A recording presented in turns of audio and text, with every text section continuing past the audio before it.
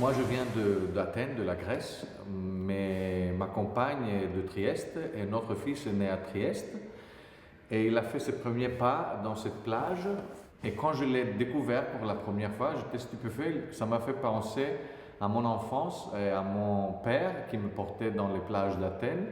Alors c'était une histoire sur les générations, sur les rapports père et fils, sur la mémoire. Et quand j'ai découvert ce mur, j'étais surpris parce que ça me fait aussi penser sur des idées de frontières, des identités, des discriminations, du corps. Et on voulait refléter ça. J'ai commencé à préparer, à faire la recherche sur le film. Quand un ami commun, il m'a dit, tu sais qu'il y a quelqu'un d'autre qui fait le même film que toi en même moment. E c'est Davide che entra maintenant. Le immagini che avevo da bambino di questo posto in cui c'era una spiaggia intera di sole donne e che io piccolo guardavo dal basso verso l'alto, queste grandi donne nude e urlanti, erano delle immagini che sono rimaste sempre dentro di me. E da tempo volevo raccontare una storia su questa spiaggia, che comunque è una spiaggia che rappresenta un po' l'identità della mia città. Rappresenta perché è un simbolo che arriva dalla storia di Trieste e perché ha tutti questi elementi di confini, di limiti, di catene che legano un po' l'essere umano ma la terra dove c'è Trieste.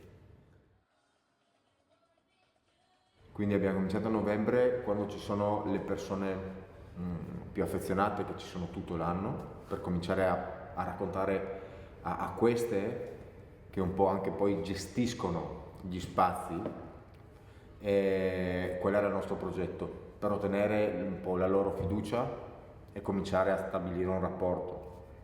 Possiamo dire che abbiamo cominciato a parlare a novembre e poi a novembre, alla fine novembre, abbiamo cominciato a fare le riprese per gli uomini. Il lavoro diplomatico dal lato delle donne è stato molto più lungo, per cui le prime riprese le abbiamo fatte a maggio. On a trouvé 4 règles à suivre. Une, qu'on ne voulait pas faire des entretiens, des interviews. 2, qu'on voulait rester sur cette plage et seulement sur cette plage,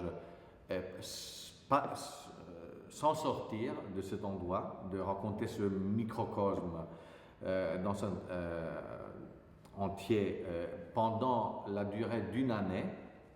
Et la dernière et plus importante, c'était qu'on a décidé de ne pas demander à aucune personne de dire ou de faire une chose pour nous. Alors on était là, on a expliqué à tous le film qu'on voulait faire et même les règles, et on était là à attendre le bon moment, s'agit de nous évidemment, sur les thèmes qui nous intéressaient. Et alors ça, petit à petit, a créé aussi la confiance avec eux, parce qu'on était là pendant un an, on est resté sur cette plage 100 jours. Alors c'est une moyenne, un jour sur 3. Et alors les gens, ils étaient à la fin très, très habitués à nous trouver là-bas. Depuis, on a décidé, pour ne pas perdre le moment, et vu qu'on était deux, d'avoir toujours 2 caméras.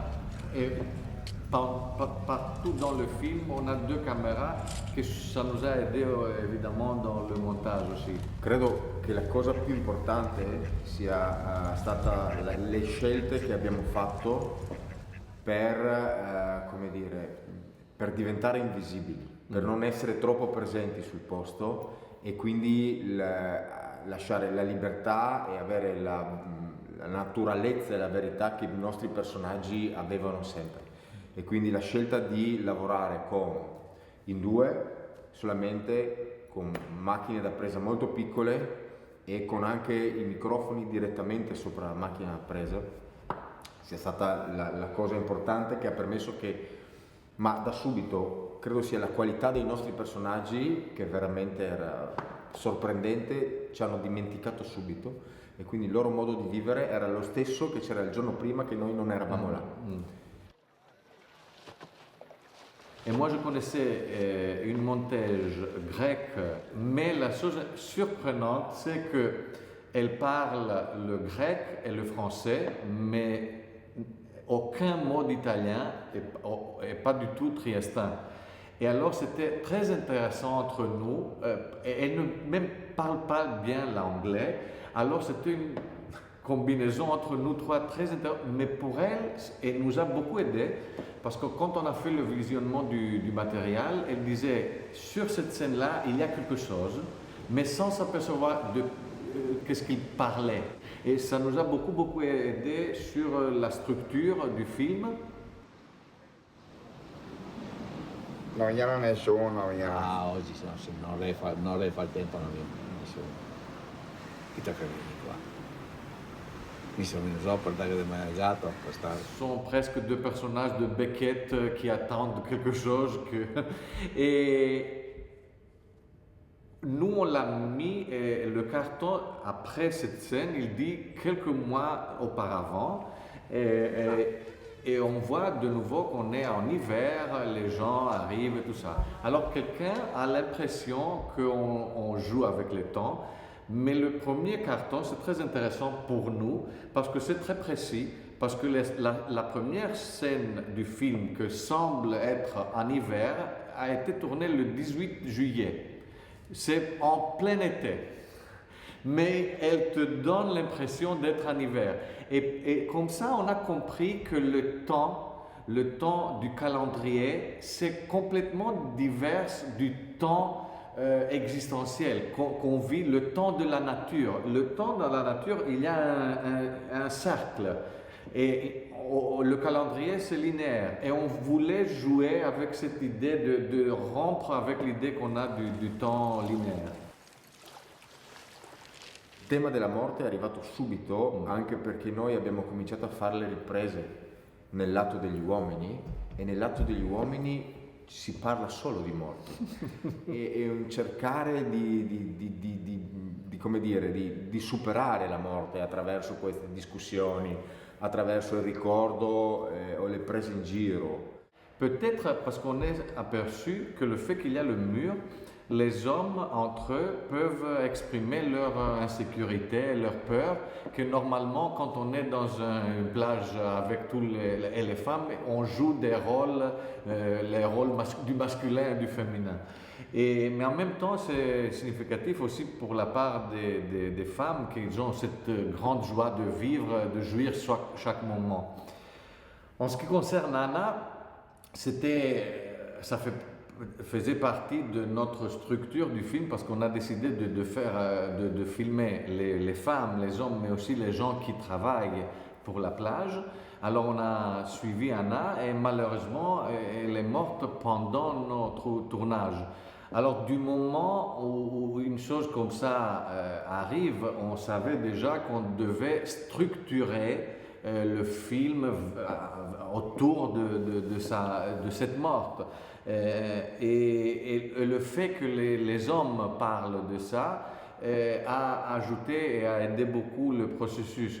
Mais ce qui est marrant, c'est qu'il y a à la fin du film une scène quand les hommes parlent avec Vinicio et lui disent mais tu te souviens de Pasquale qui s'est jeté de la fenêtre? Alors quelqu'un peut dire qu'on a filmé cette scène 2-3 jours après la première scène qu'il parlait de Pasquale qui s'est jeté de la fenêtre. Mais étrangement, c'est une scène qu'on a filmée après un an.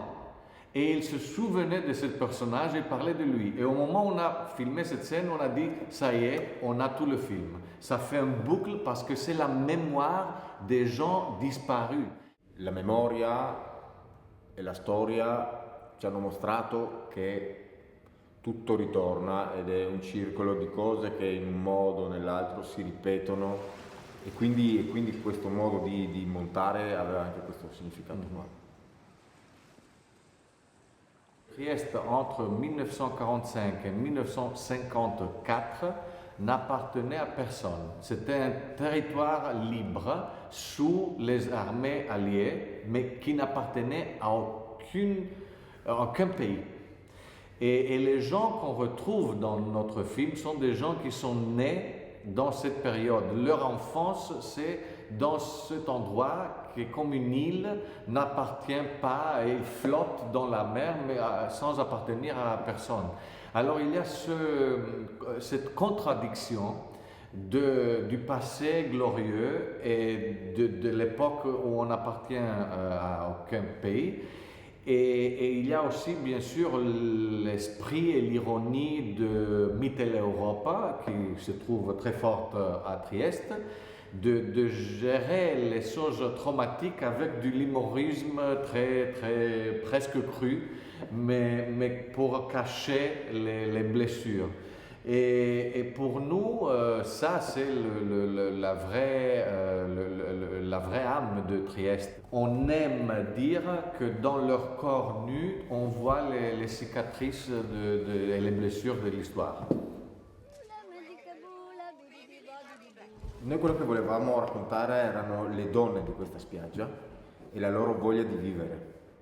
E quello che loro fanno su questa spiaggia è comunque questo continuo inno alla vita che passa attraverso le canzoni, che passa attraverso questa gioia esuberante, al di là delle scene finali in cui c'è questa festa in cui si aprono le porte e in cui si vede in realtà dove non passa nessuno, ma dove la festa di queste donne è veramente potente. Quando parlavamo di questo mondo ci sembrava sempre di essere spettatori a momenti un film di Pasolini e a momenti un film di Fellini. E credo che in questa festa assolutamente, come dire, c'è un'esplosione di colori, di fantasia, di gioia che appartiene sicuramente a un mondo felliniano.